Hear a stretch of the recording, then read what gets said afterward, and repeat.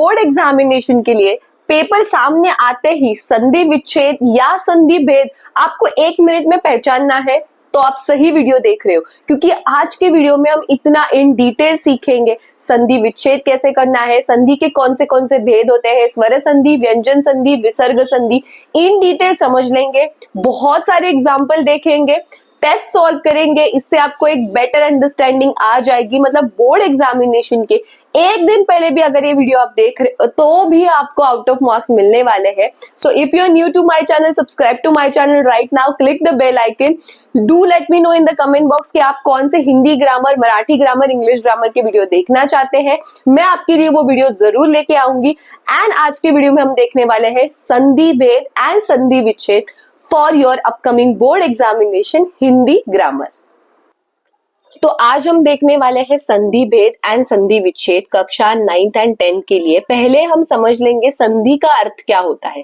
संधि का अर्थ क्या होता है, जब दो शब्दों का मिलन, दो शब्द एक साथ जुड़ने वाले हैं, जब शब्द या ध्वनियां आपस में जुड़ती है, मतलब एक साथ आती है और उनके मेल से ध्वनि में परिवर्तन होता है। उनके मेल से तो एक शब्द तैयार हो सकता है या कोई ध्वनि परिवर्तन हो सकता है, उसे संधि कहते हैं। अभी पहली बात, आपको ये डेफिनेशन किसी भी जगह पे पूछी नहीं जाएगी, but this definition is just for your understanding.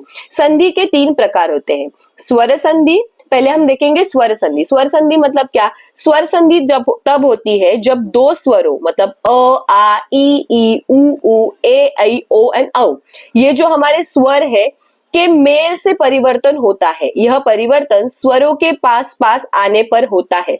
मतलब स्वर संधि कब होगी? जब दो स्वर एक साथ एक ही शब्द में यूज होंगे। सिंपल लैंग्वेज, एक तो अ एंड आ यूज हो सकता है, ई एंड ई यूज हो सकता है, उ एंड उ यूज हो सकता है। तो दो स्वर जब एक साथ आएंगे एक ही वर्ड में तो वो होगी स्वर संधि। चलिए समझ लेते हैं इसको एग्जाम्पल से, बहुत ही इजी है। परम प्लस आत्मा। परम, अ का यहाँ पे उच्चार या अ का वर्ड का यहाँ पे परम में जैसे उच्चार हो रहा है, एंड आत्मा, आ का उच्चारण यहाँ पे हो रहा है। तो अ एंड आ इज इक्वल्स टू आ, परम आत्मा, सी परमात्मा, परम आत्मा। सो बेसिकली अ एंड आ, ये दोनों स्वर यहाँ इस वर्ड में हमें दिखाई देते हैं, परमात्मा, अ एंड आ। तो ये हो गई स्वर संधि। महा प्लस आत्मा, महा प्लस आत्मा, अ एंड आ इज इक्वल्स टू आ, महात्मा। महात्मा में देख सकते हैं आप, अ का भी उच्चारण हो रहा है, आ का भी उच्चारण हो रहा है। महा उत्सव, महा उत्सव, अभी महा में क्या उच्चारण हो रहा है? आ का, एंड उत्सव में क्या उच्चारण हो रहा है? ऊ का। तो आ प्लस ऊ इज इक्वल्स टू ओ। तो ये क्या हो गया? महोत्सव, इज लाइक ओ, महोत्सव।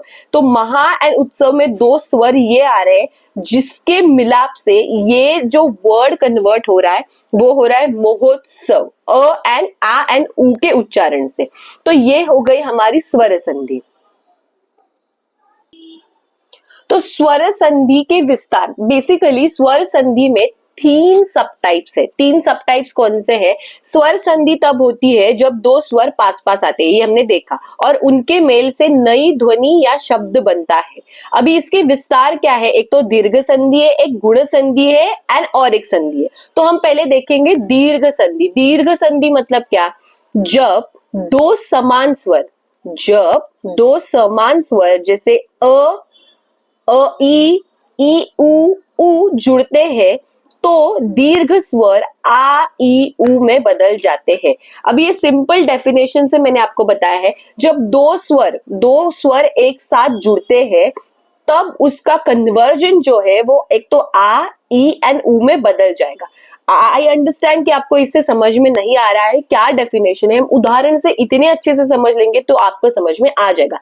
उदाहरण क्या है? राम ईश, राम एंड ईश। यहाँ पे आप देख सकते हैं राम में क्या क्या उच्चारण हो रहा है? अ का उच्चारण हो रहा है, राइट। एंड ई में क्या, ईश में क्या उच्चारण होना है? ई का उच्चारण हो रहा है। तो ई एंड ए इज इक्वल्स टू ए का उच्चारण यहाँ पे रामेश। तो ये हो गया रामेश। राम प्लस अयन, राम प्लस अयन, तो राम में अ है, अयन में आ है, तो अ एंड आ जब दो संधि एक साथ होते हैं तो ये वर्ड हो गया रामायण। विद्या प्लस आलय, विद्या प्लस आलय, ये हो गया विद्यालय। अ एंड आ का उच्चारण यहाँ पे हो रहा है, जिसको हम कन्वर्ट करेंगे विद्यालय।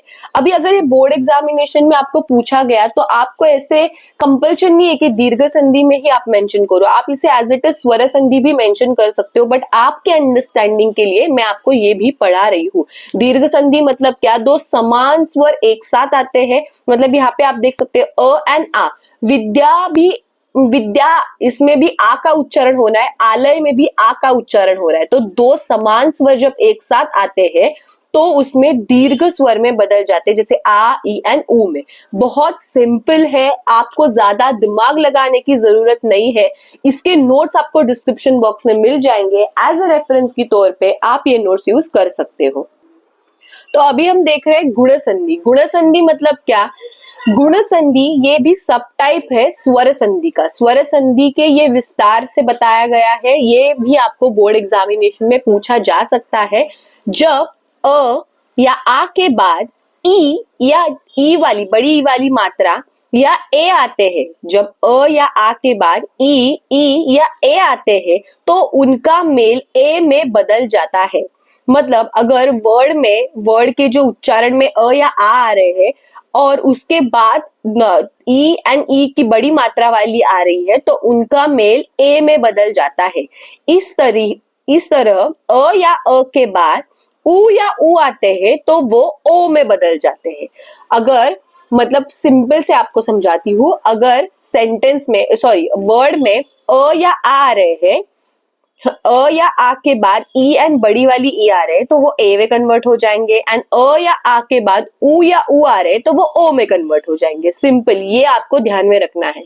जैसे आपके यहाँ पे देख सकते हो शिव प्लस इंद्र, ई एंड ई आ रहे हैं तो ये कन्वर्ट हो जाएगा बड़ी के शिवेंद्र। महा plus Indra is equal to Mahendra. सी आ रहा है एंड आ के बाद ई आ रहा है, इधर मैंने क्या बताया था आपको, आ के बाद अगर ई आता है तो वो ए में कन्वर्ट हो जाता है, तो ए में कन्वर्ट हो गया, दैट इज महेंद्र। आ मा, महा में क्या उच्चारण हो रहा है, महा आ, एंड इंद्र में क्या उच्चारण हो रहा है, ई का, तो आ प्लस ई इज इक्वल्स टू ए, तो महेंद्र। मुझे पता है आपको ये अगर उदाहरण में मैं जो उच्चारण बता रही हूँ वो नहीं समझ में आ रहा है, दैट इज ओके। अगर आप ये डेफिनेशन से भी समझ लेते हो तो भी आपके लिए बोर्ड एग्जामिनेशन में इजी हो जाएगा। गुरु प्लस इंद्र, गुरु में क्या है, गुरु अ या ई जहां पे आते हैं, अ या ई आते हैं तो इसका ए में कन्वर्ट होने वाला है, सो इज हो गया गुरेंद्र। सो बेसिकली जहां पे भी कन्वर्ट होना है गुण संधि में तो अ या आ के बाद ए हो जाएगा एंड अ एंड उ के बाद वो ओ में कन्वर्ट हो जाएगा, इतना ही आपको ध्यान रखना है। नेक्स्ट है हमारी वृद्धि संधि। वृद्धि संधि में क्या है, जब अ या आ के बाद ओ या औ आते हैं तो वो ए या औ में कन्वर्ट हो जाते हैं। जैसे देव, देव में क्या उच्चारण हो रहा है, अ, एंड औषधि में क्या उच्चारण हो रहा है, ओ का, तो अ एंड ओ आ रहे हैं तो उसका कन्वर्जन कैसे में हो जाएगा, औ में हो जाएगा। अ एंड ओ आ रहे तो उसका कन्वर्जन एक तो औ में हो जाएगा, नहीं तो ए वाले में हो जाएगा। जैसे देव प्लस औषधि इज इक्वल्स टू देवौषधि। महा प्लस औषध इज इक्वल्स टू महौषध।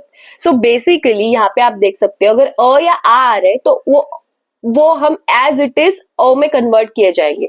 अभी बोर्ड एग्जामिनेशन में आपको ये क्वेश्चन नहीं पूछा जाएगा कि इसकी संधि बताओ। अगर आपको शिव प्लस इंद्र बताया गया है तो आप ये गुण संधि मेंशन ना करके इसको एज इट इज स्वर संधि भी मेंशन कर सकते हो, that is not a compulsion. तो संधि का दूसरा इंपॉर्टेंट प्रकार जो है, संधि का दूसरा टाइप है वो है व्यंजन संधि। बहुत ही ज्यादा इजी है। जब एक व्यंजन जैसे क ख ग घ छ ञ तक, ज्ञ तक और स्वर या दूसरा व्यंजन मिलकर ध्वनि में परिवर्तन करते हैं तो इसे व्यंजन संधि कहते हैं। ध्यान से पढ़िएगा, जब एक व्यंजन जैसे कि ये व्यंजन बताए गए और स्वर मतलब क्या, अ आ ई वाला, दूसरा व्यंजन मिलकर ध्वनि में परिवर्तन करते हैं तो उसे व्यंजन संधि कहते हैं। मतलब एक यहाँ पे हमारा स्वर होगा, एक यहाँ पे हमारा व्यंजन होगा, दोनों जब एक साथ आने वाले हैं तो उसको कहेंगे हम व्यंजन संधि। जैसे कि सत प्लस जन, यहाँ पे त है एंड ज है, जो कन्वर्ट होगा ज में, तो यहाँ हो गया सज्जन, जहां पे दो व्यंजन हमें बताए गए। कंठ प्लस आशा, यहाँ पे ठ, कंठ में क्या उच्चारण है, ठ, एंड आशा में क्या है, अ या आ, तो कंठाशा।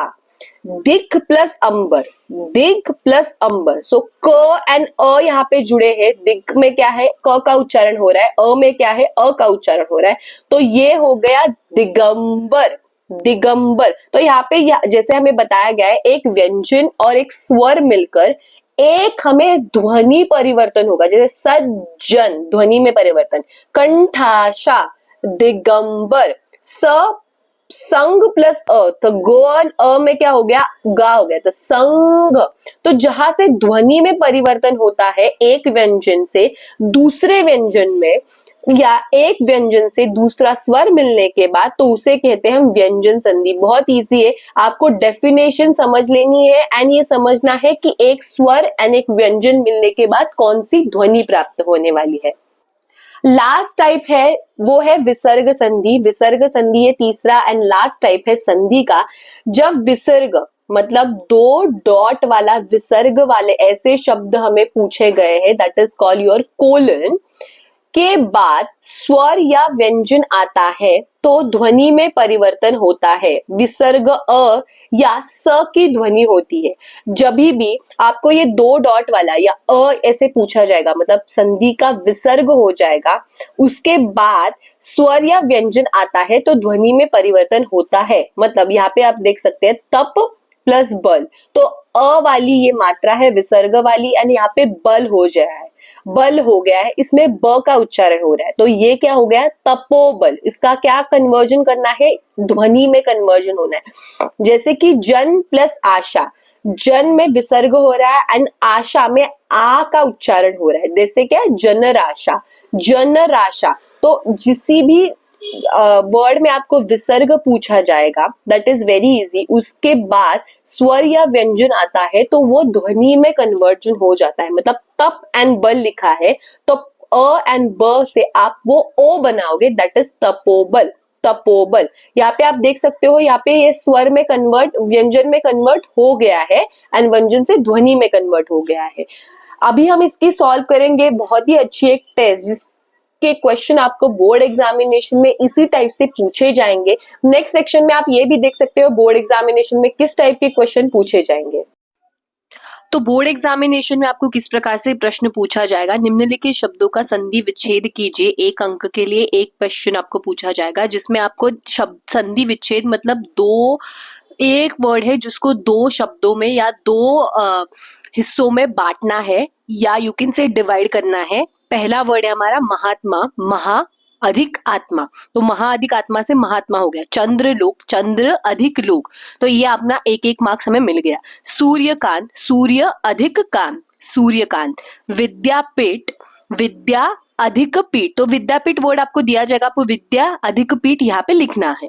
नीलांबर, अभी यहाँ पे जो वर्ड दिया गया है ये थोड़ा कंफ्यूजिंग है, क्योंकि नीलांबर जब शब्द आप मन में भी कहते हो तो नीलांबर, नील प्लस अंबर, तो यहाँ पे आपको कोई भी वर्ड अगर दिया गया है, कोई भी शब्द आपको दिया गया है, तो आपको वो पहले मन में बोलना है, इसका उच्चारण, इसका स्वर और कौन सी ध्वनि इसमें इंक्लूडेड है देखना है। जैसे सूर्यकांत में क्या हो रहा है, सूर्यकांत जस्ट नॉर्मल हो रहा है, बट जब आप नीलांबर का उच्चारण करते हो तो नीलांबर में क्या दिया गया है, नील अंबर, तो यहाँ पे मैंने लिख दिया नील अंबर। तो कोई भी अगर आपको क्वेश्चन पूछा गया फॉर योर संधि विच्छेद वाला, तो आपको वो शब्द पहले मन में उच्चारण करना है, उसमें कौन सा स्वर और कौन सी ध्वनि का इस्तेमाल हो रहा है वही आपको डिवाइड करके लिखना है। ये हो गया संधि विच्छेद, इस प्रकार से संधि विच्छेद होगा।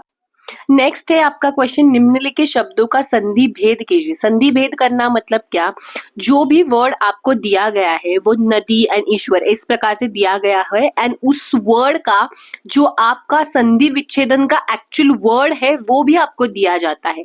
अभी आपको क्या करना है, इसकी संधि का जो टाइप है, मतलब स्वर संधि है, व्यंजन संधि है, वो आपको पहचानना है। जैसे फर्स्ट वर्ड क्या है, नदी प्लस ईश्वर, तो नदी में अ का उच्चारण हो रहा है, ईश्वर में ई का, इसलिए ये होगा स्वर संधि। प्रजा, प्रजा अ एंड उदय अ, प्रजा ज एंड अ, दो स्वर पास पास में आ गए, ये हो गई स्वर संधि। स्वर संधि में दो स्वर पास में आते हैं। जगतनाथ, जगन्नाथ, जगत त एंड नाम है न, दो व्यंजन अगर साथ में आ रहे हैं उससे एक ध्वनि प्राप्त हो रही है, जैसे न और न की मात्रा जगन्नाथ, तो ये हो गई व्यंजन संधि। आपको वर्ड अच्छे से पढ़ना है एंड उसके अकॉर्डिंग ही यहाँ पे आंसर लिखना है।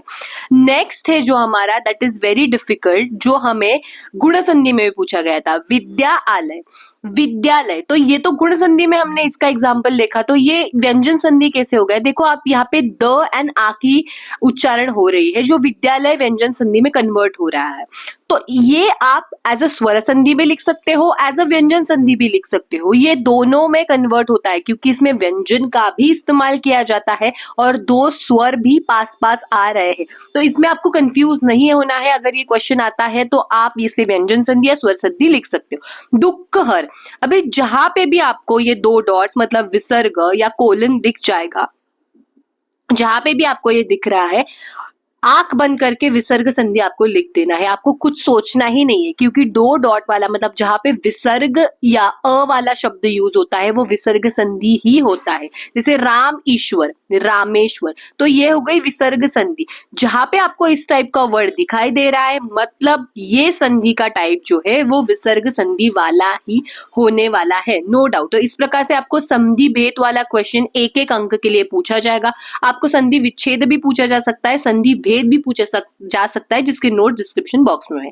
So I hope you got a better understanding from this video कि संधि वाला क्वेश्चन कैसे अटेम्प्ट करना है, संधि विच्छेद कैसा करना है, संधि भेद कैसे करना है, जिसके नोट्स आपको डिस्क्रिप्शन बॉक्स में मिल जाएंगे। एज अ रेफरेंस के तौर पे आप ये नोट्स यूज कर सकते हो। एक टेस्ट की लिंक भी मैंने डिस्क्रिप्शन बॉक्स में दी गई है, वो टेस्ट में आप आपका फीडबैक मेंशन कर सकते हो। मैं टेस्ट आपकी जरूर चेक करने वाली हूँ, तो टेस्ट जरूर सॉल्व कीजिएगा और अपनी अंडरस्टैंडिंग चेक कीजिए। So please subscribe to my channel, share this video with all of your friends, do let me know in the comment box. Thank you so much for watching this video and wish you all the best for your board examination.